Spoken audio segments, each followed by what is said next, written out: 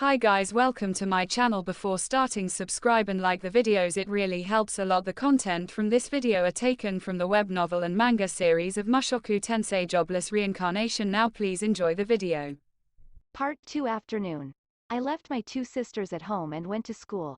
I visited the staff room to talk to Vice Principal Gina's regarding the exam for my sisters.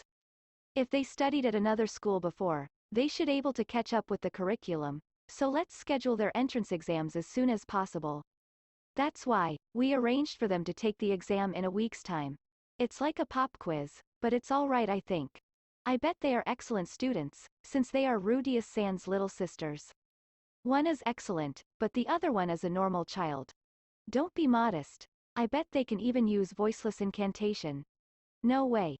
While chatting like this with Gina's, I suddenly remembered something. By the way, Vice Principal, is Badigadi-sama at school today? His Majesty, I haven't seen him today. Is that so? He is an elusive fellow. However, he causes a ruckus wherever he appears, so I can find him quickly. If you have some business with him, I can pass along the message if you want. Nah, nothing specific, I just wanted to have a talk with him. Just us alone. I understand. If I see him, I'll pass on that message. I left Vice Principal Gina's with those words. I planned to go back after that, but since I had a bit of time, I decided to show up in Nanahoshi's place for a bit.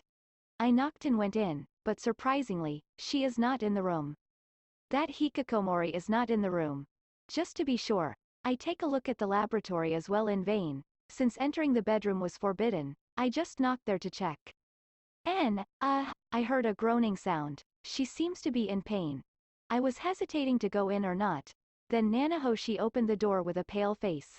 Hey, are you okay? I feel sick, my head hurts. Wow, it stinks of alcohol. Hangover? Well, it's not surprising, she drank a lot. Even to the extent of alcohol poisoning, I wouldn't be surprised. Sit down a bit, I'll fix you right up. I said that and took her back to the laboratory and sat her down on a chair, grabbed her head, and chanted detoxification magic. After that, I eased the pain with healing magic. Phew, I'm saved. Nanahoshi thanked me while holding her temples. Then she puts on the mask on the desk and becomes the masked woman, Silent 7-star. What do you want today? If it's the reward, I haven't prepared it yet. It's a cool response, but a bit of deer is mixed in. Is this the rumored kudir? The other day, when I went back home, my little sisters arrived from their trip. Since I have to make preparation for them to enroll in the school, I came today. Little sisters? Do you mean the ones from our world? Did they make the trip as well? No way. They are the little sisters from this world, is that so? Nanahoshi stared at my face. If they are your sisters from this world, they are probably pretty cute, right? Is it possible that just now, you complimented my face? I meant it as in our senses. I don't know how you looked in our world, and in this one you look more like the western side of our world. Oh, yeah. I was praised. Damn, she's a dangerous gal. In my past world, I would definitely misunderstand this as, maybe this girl loves me. But the me right now, I'm not a virgin nor am I single. I won't be shaken by a single praise. How old are they? If I'm not wrong, they should be 10. I see, I have a little brother of the same age back home. If the time flow of that world is the same as this world, he is probably older than me by now. After saying that, Nanahoshi narrowed her eyes nostalgically. I wonder if she is remembering Japan. I don't have any fond memories of the word, little brother. I want pudding, Nanahoshi said abruptly. Well, the topic just jumped somewhere else. Why pudding? Do you have some special memories from pudding? The one I left in the refrigerator was eaten without permission. It was an expensive one. It seems all the little brothers are the same, but Nanahoshi seems to miss even this kind of memory as well. She is facing slightly up. Maybe she wants to cry. I will look the other way. Well, I will come again. The last time, I caused you trouble. Now I have a better impression of you. Foo, if you fall for me, you'll get burned. What is that? Are you trying to act cool? Nanahoshi laughed a little after saying that. It's that generation gap. Well, I'll ask about the experiment next time after she is a bit more settled. Part 3 After school.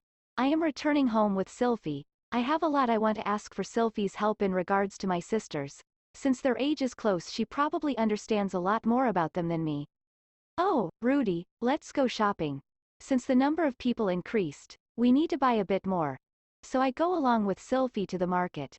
When we set foot in the market, the first thing we notice is the sweet fragrance of beans being fried. Market district is in full swing even in the evening. My image of a market district was that it would be crowded in the morning. But here, the fresh ingredients are the meats, and it's provided by adventurers and hunters who hunt during the day and return in the evening. In other words, they stock up during the day to sell during the evening. Though it's not that there are that many different products, and the prices are comparatively on the high side. Still, in the Magic Triumvirate, you can get anything you want with money. But if you head east to the more impoverished countries, even if you have money you can't find anything to buy.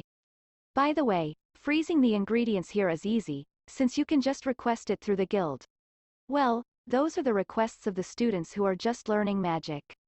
I start talking to Sylphy about what to do from now on while we are shopping. I see, so their relationship isn't all that good, huh? To be honest, I have no idea what girls of that age are thinking at all. Really, Aisha does not want to go to school and insists on being a maid at our house. What do you think? Since I am kind of out of the house mostly, if she says she's gonna help, I am kinda happy about it. Sylphy said while laughing, it does not seem like she's worried about losing her role in the house. That said, Sylphy, we are supposed to be responsible adults. Yeah, isn't it our job to at least provide Aisha with the opportunity of attending Magic University? I see. Then having her change her hair color and attend Magic University is a viable solution as well, right? Sylphy puts her hand to her chin as if thinking about what to do, but in the end she decided to buy ham for dinner, despite the price being a bit high. Sylphy, we are having a serious conversation, please think about it seriously. Of course I am thinking, but you know, I think Aisha-chan is way more outstanding than Rudy imagines. So what if she's outstanding? I am sure, regardless of going to school or not, she will do well. So, I think it's better to let her do what she wants, instead of just thinking about this and that. Sylphy seems to have a lot of confidence in Aisha. Come to think of it, Sylphy knows Aisha pretty well. I mean, the younger Aisha that is. I heard a lot about how she was an outstanding child. The problem is Norn-chan, being separated from Paul-san and Ruijerd-san, she is uneasy. We should look after her properly. That's right. When I saw how calm Sylphy is, I realized how nervous I was behaving. Somehow, Sylphy looks so reliable, just like Fitz-senpai. She is Fitz-senpai after all. Let Aisha do as she pleases, and put Norn on the right rail, huh? Rail? It means making a road. I think yeah, that sounds good. But doing that means treating the sisters differently, is that really okay? But there is a big difference in their abilities, so treating them the same forcefully is the bad thing. I shouldn't confuse discrimination with distinction. I wonder if I said something arrogant. No, you helped me a lot. I managed to sort out my thoughts. But, I have to guard Ariel-sama, so I can't look after them as much. Said Sylphy with a troubled face while scratching behind her ears. Because she has to guard Arielheim. She said that with a troubled face. She might be actually troubled about it. Like after getting married I asked her to stop working for Arielheim. Oh, I suddenly decided to ask about this. Hey, Sylphiette-san. What is it, Rudeus-san? If I asked you to stop being Arielheim's guard so we could get married, what would you have done? I asked as lightly as I could. Sylphy stared at me with a straight face. I might have refused to marry Rudy. That's a little shocking. Maybe if I took my time and asked in a better way, but I see, so she would choose Ariel over me. I see Ariel as more important than me. Seeing my face, Sylphy suddenly panicked. Don't misunderstand, I love Rudy. No, it's more than that. It's a complicated feeling that I, myself, don't understand. Panicking Sylphy is cute as well. Well, I think both of them is love, and I naturally would like to have Rudy's child as well. Sylphy stroked her stomach while saying that. Hearing that, I feel my body getting hot. Today's Sylphy is so bold, saying that in public. But I like Ariel-sama as well. It's a different like from Rudy, right? It's in the sense of a friend. Said Sylphy, Come to think of it, this is the first time I've heard Sylphy's feelings regarding Ariel. Ariel-sama, despite how she looks, has many things she's not good at. If I am not with Rudy, I am sure you could do something about life by yourself. But if Luke and I are not around, Ariel-sama will probably die soon, so I don't want to abandon her. After saying that, Sylphy is scratching behind her ears again. And she adds to that, but the life I have now is the one I had dreamed about my whole life. So, if possible I'd like to stick with Rudy. Sylphy seems to be thinking that what she is saying is a selfish thing. She thinks she used my goodwill to gain something that normally would not be possible, and because of that, she's trying her best to become the woman I love. Though there is no way that's true. Instead of answering that, I kiss Sylphy on the cheek. The moment I do that we hear, Hayu, you, and some sleazy comments. Without us noticing we had gathered a group of onlookers. Sylphy had her sunglasses on from the get-go. Fitz-senpai looks cute as always. After a few minutes, Sylphy calmed down and we resumed our shopping, though our conversation went a bit off track. Well, the things I wanted to talk about are mostly done, so as long as Sylphy gets along with those two, my hardship will reduce as well. To be honest, I don't have the slightest idea what these young girls are thinking about. Since I don't understand the girls very well, I'll be relying on Sylphy again. We are married after all. Helping each other is a given, said Sylphy while laughing coyly. My wife is so reliable. But Rudy will be fine without me, but Ariel-sama will die.